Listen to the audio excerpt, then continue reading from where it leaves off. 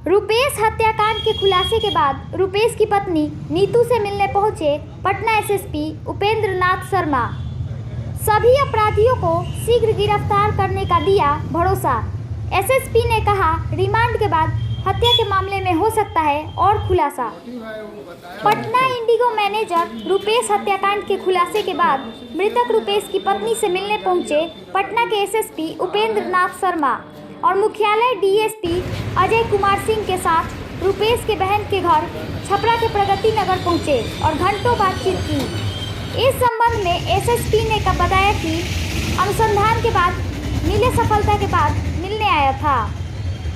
वहीं रुपेश के बड़े भाई ने कहा कि सभी आरोपी की गिरफ्तारी के बाद होगा खुलासा। एसपी ने भरोसा दिया है, नहीं तो हम सीएम से भी मिलेंगे।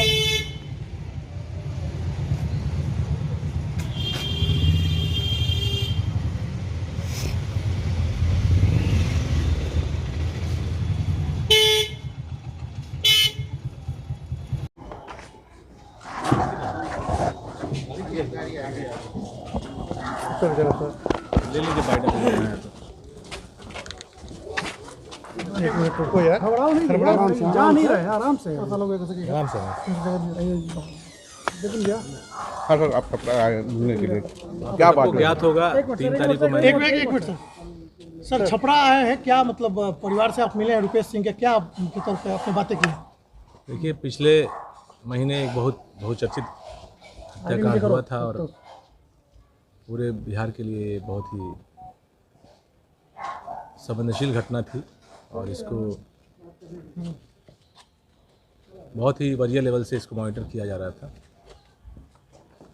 मैं भी इस अनुसंधान का एक इंटीग्रल पार्ट रहा हूँ।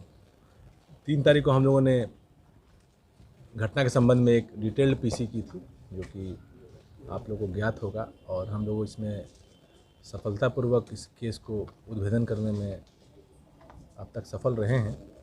जो एक्चुअल अपराधकर्मी है जिसके द्वारा गोली चलाई गई है, हम लोग के अनुसंधान में जो साक्ष्य आए हैं उस आधार पर उसको हम लोगों ने हिरासत में लिया है और उसको जुडिशियल कस्टडी में भेजा है। आगे की प्रक्रिया चल रही है। अब तक हम लोगों की, मेरी व्यक्तिगत रूप से फैमिली से जो विक्टिम की, जो डिसीज़ हैं, की जो वाइफ हैं, उनसे मेरी मुलाकात नहीं हुई थी। मैं बेसिकली आया था, मुझे लगा कि मेरा फ़र्ज़ है, मुझे उनके साथ शेयर करना चाहिए। आप लोग के माध्यम के से उन तक अनुसंधान नहीं पहुंचना चाहिए। मैं उनसे बेसिकली अनुसंधान हम लोग किस तरीके से किया है और कैसे उस अपराधी तक पहुँचे वो शेयर करने आया था। उनका कुशल क्षेम लेने आया था और उनको किसी तरह की कोई दिक्कत है वो जानने के लिए आए थे।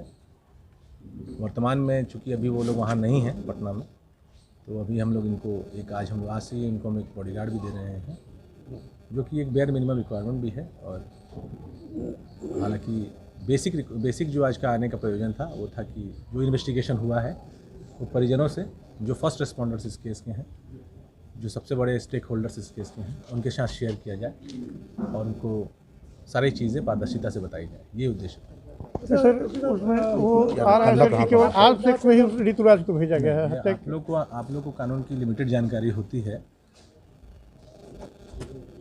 जब कोई गैरकानूनी काम होगा तब तक FIR होगा। जब ऋतुराज पकड़ाया है तो ऋतुराज के पास से एक अवैध आर्म्स बरामद हुआ, तो उस संबंध में भी एक FIR होगा। लॉजिकल है, इसलिए उस केस में वो जेल गया है। हालांकि पकड़ाया वो मर्डर केस में है, तो एक केस से दूसरे केस में वो रिमांड हो जाएगा, ऑन रिकॉर्ड पे आ जाएगा। एक प्रक्रिया की बात है सर, लेकिन रोड रेज जैसी छोटी सी घटना पे हत्या जैसा बड़ा जगह, मैंने इस संबंध में एक डिटेल्ड पीसी की है, आप लोग के चैनल पे वो चला होगा। कर रहे हैं परिजन कि हम संतुष्ट नहीं है इस जांच से।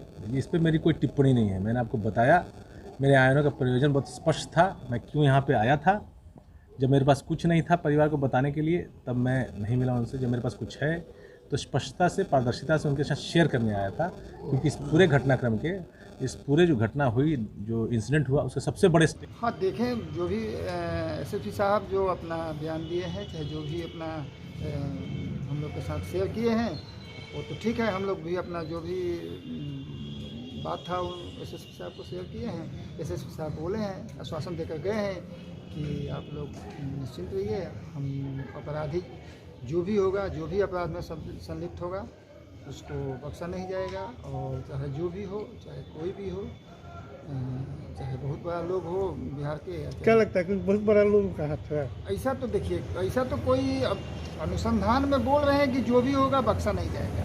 अब बड़ा है, छोटा है, क्या है, कैसा है। आपको क्या लगता है रोडरेज जैसे घटना के कारण जो है? रोडवेज वाली बात में हम पूछे हैं एसएसपी साहब से। एसएसपी साहब बोले हैं कि जांच चल रही है और जांच में, अनुसंधान में जो आएगा रोडवेज वाली बात, या चाहे आगे अभी 3 अपराधी और है, उसका हम लोग यही कर रहे हैं, अरेस्टिंग करने का ये कर रहे हैं, उसका भी बयान लेंगे। उसके बाद में आगे जो होगा उसको अनुसंधान में हम शेयर करेंगे। अभी जो है सो सामने अभी आप लोग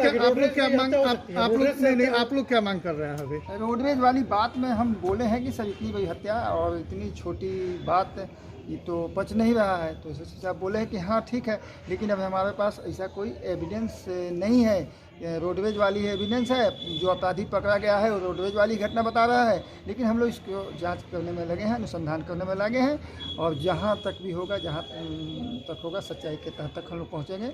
इस किताब का पन्ना खुल गया है, लास्ट पन्ना तक हम लोग इसको पहुँचेंगे और अपराधी को सख्त से सख्त सजा दिलवाएंगे। और जो उस आदमी का हत्या हुआ है उसमें अपराधी को सख्त से सख्त सजा दिलवाएंगे।